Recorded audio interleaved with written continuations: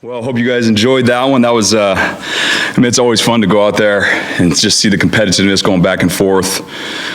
We're now getting into situational football, which I love and our players love because it's now we're starting to practice real situations. And so you can just see the energy buzzing. And really from here on out, every single day is going to be based on situational football, different situations that we need to work on. But a lot of good stuff today that we can learn from, but also those are big plays made today on both sides of the ball that we can learn from as well. The first thing I want to lead off with is obviously the news in the whole country, that happened yesterday. We've addressed it as a team and kept everything internal. We've been having discussions for months, about the social injustice that's gone on in this country and around the world. And thankfully, we have an awesome staff, our coaches, that are really good resources for our players. But also, we have Sheridan Blanford, who's our new associate athletic director, and a number of different resources on our team for our players to be able to reach out to, when they need to talk to somebody, and myself included. And so, we've handled that as a team, and now we're moving on with football here. So a couple announcements and then we'll get to questions. And you guys saw these things, but Will Pliska, unfortunately fractured his ankle. He's going to be out for about 6 months. He's doing fine, and obviously bummed out by being injured, but we'll get him back here. And then Zion, as you guys have noticed, has been out of practice. He ruptured his Achilles. It was a non-contact injury, and he's doing fine. He's gonna have surgery this week, and the recovery on that is usually about 6 to 10 months. And he's got a smile on his face, and he told me he's going to be back and ready to go at some point during the 2021 season, which I believe he will, with the way he's going to attack rehab. And so, unfortunately, injuries are part of football, and this won't be the last injury. We'll have more injuries at some point during this off season or this spring football and into training camp. And every single year, we're playing this beautiful but brutal game. That's always going to be part of it. And so prayers go out to those two guys. Again, we're going to surround those guys with love and support, and we can't wait for them to get back. Okay, questions? Just with ZTF going down, just how you assess what you have in that room and the talent that the outside linebackers have at this point. Yeah, we talked about how excited we were about the room last time we talked, and I'm still extremely excited about the room. If you guys remember, about a year ago, nobody was talking about ZTF. All right, nobody even knew those initials, and so now we have really quality players at that position, and now it's their turn to take over an opportunity and run with it. And we'll see who those names are going to be. You guys know the names that are out there that's been making plays, this spring. Some of those guys have made plays this last fall. And so some players are going to have to emerge. Jimmy, what have you seen from the offensive line just, so far in 9 days in? I love the offensive line. That's my favorite position group, and I don't mind saying that. Those guys are tough, nasty, they're smart. I'm sure that we have the biggest offensive line in our conference. They're physical. They're everything that we want every one of our position groups to be like. Just physical, brutal, tough guys, and also smart. I'm extremely excited about that group. I think there's, our second O-line and even into our third O-line could be starters at other programs. And so we're going to have to do a good job of rotating those guys in because they're earning the right to have more reps. Excited about that group. Thank you. Roger Rosengarten has moved over to right tackle a little bit. He's also still done some work at left tackle. Just what have you seen from his progression and his ability to play multiple spots on the offensive line? No, Roger's extremely athletic, and we could really move him up and down the line. He's athletic, like you just said, right tackle, left tackle. The more weight he puts on, he's still a young puppy. Eventually, if we wanted to, we can move him inside. He's that smart. He's that athletic. He has a bright future around here. He's already played some football for us, and he's going to play a lot more football for us here moving forward. What have you seen from MJ Tafisi this spring? Yeah, man. You talk about a guy that's just like pulling the trigger and going and making plays. it's nice to see him back to, what he was about 2 years ago when we saw, those early flashes before his unfortunate injury. I'm extremely excited about MJ. He is pushing. If something happened and he had to be the starter or he eventually took over as a starter, it would not surprise me one bit. This is the best he's known the defense, the details of the defense, lining up, less miscues, and I'm sure you've seen him, Mike. He flashes, and he's physical, and yeah, that whole linebacker room. It's deep, and Coach Gregory's done a great job of stocking that room with talented guys. That group is, again, going to be one of our deepest position groups on the team with a lot of talent.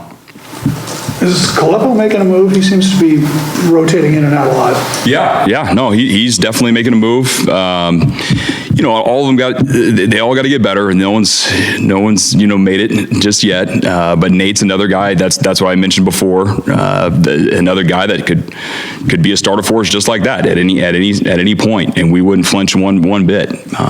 He's just got to continue to learn the protections and know who to block and continue to do it at a high level. And that's why we go out there and practice every single day. But we're all excited about Nate, and again, another young man that's going to be a great Husky for us. How much did you see Cooper McDonald's play impact his performance this spring? Looking, he had a nice interception today. Just how much did last season getting that early playing time help his progression moving forward? Yeah, no, I go back to that play. I think it was against Arizona when he almost intercepted it with one hand, last fall. And just the way he did it, and then when he came to sideline, like his demeanor, you could just tell like this game is not too big for him as a true freshman. As soon as I saw his demeanor after that play, I knew we had a good player on our hands, and you can just see the confidence in him every single day he goes out. I go back to day one. I said, hey, Cooper's gonna have the first interception out of the outside linebacker group. I was just calling it because I could just see the confidence in the way he was going through drills and in the way he knew his calls. I know I probably sound very positive about everybody, but I'm really excited about Cooper. He's out there making plays, and we've got some fun position battles across our whole team on offense and defense, and even our specialists right now. And that's what's going to make us really good. The competitiveness at each position, keep pushing each other, is going to make this team a really good team.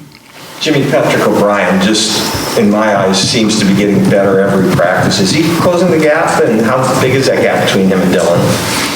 Yeah, I was extremely excited about Patrick. I'll say this, right now, our quarterback room is more talented than we were last year, by far. You put those first three guys, and then even Camden Sermon, who's out there making plays. Our quarterback room right now is way more talented than we were at this point last year. And then going back to Patrick, you see him out there. He's making the plays. He's getting the playbook. He's digesting it really, really well. He's playing quicker than a freshman would play, coming into a system like this. He's been around some similar systems, and so he's able to operate a little bit quicker and pull the trigger a little bit quicker. And you're able to see that out there. I'm really happy with his progression. Again, like everybody, they got a ways to go. But it's another guy that gives us confidence, that says, you know what, hey, this game's not too big for him. He can make the reads, he can make the throws, he can make the adjustments. So it's exciting to watch him progress. One more question, just on your tight end room was strong before you got Quentin Moore, and he just looks so big out there. And your other, one of my space, number 83. Devin Cole? Yeah, Devin, he looks like he's a different player as well. Can you talk a little bit about that tight end group? Yeah, again, Coach Cato has done a fantastic job of coaching those guys, number one, getting those guys to improve and grow in their game. And then he's done a really good job of stocking that room with talent. And, even some of our walk-ons are guys that are making plays out there as well that we're really excited about.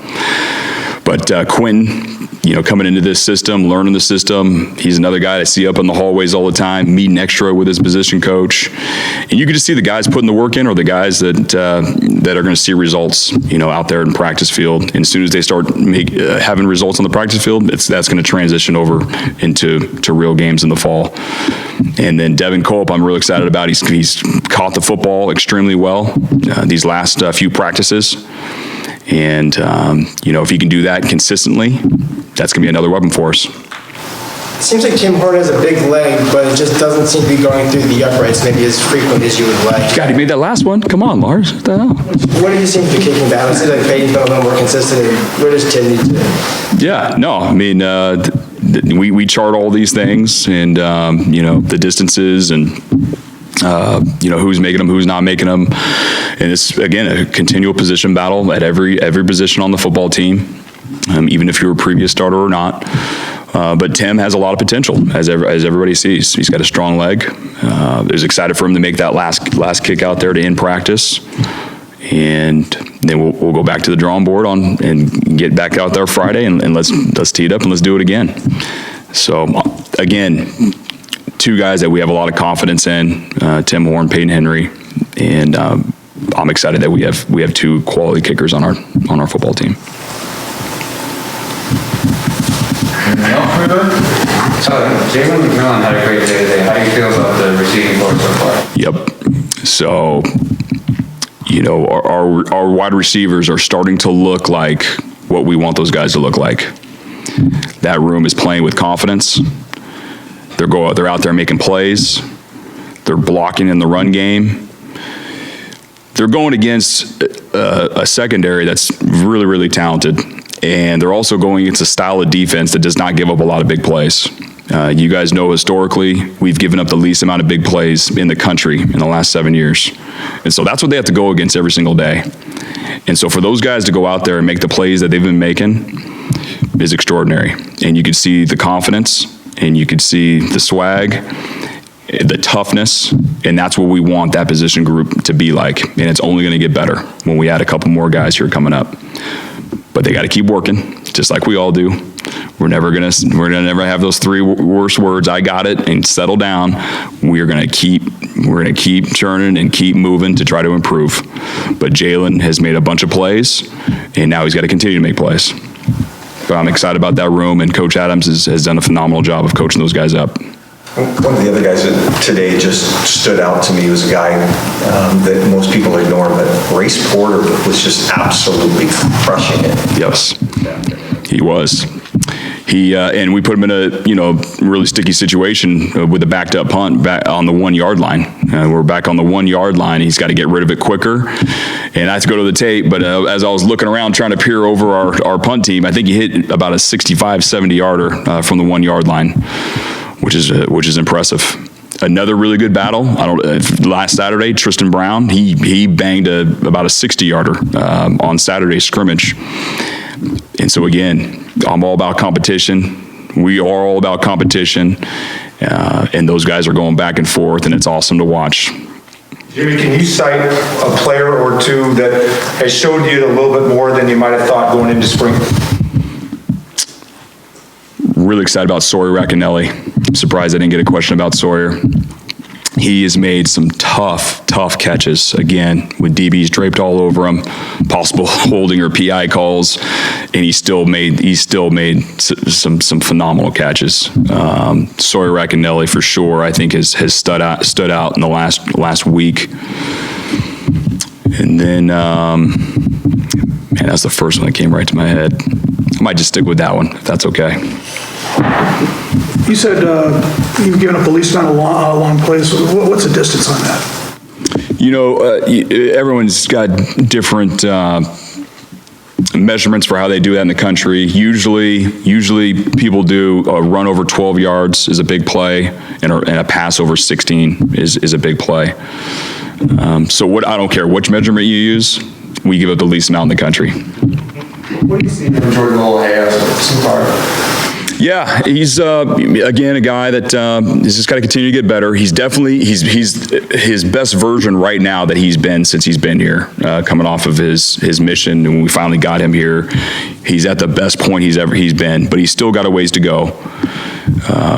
I think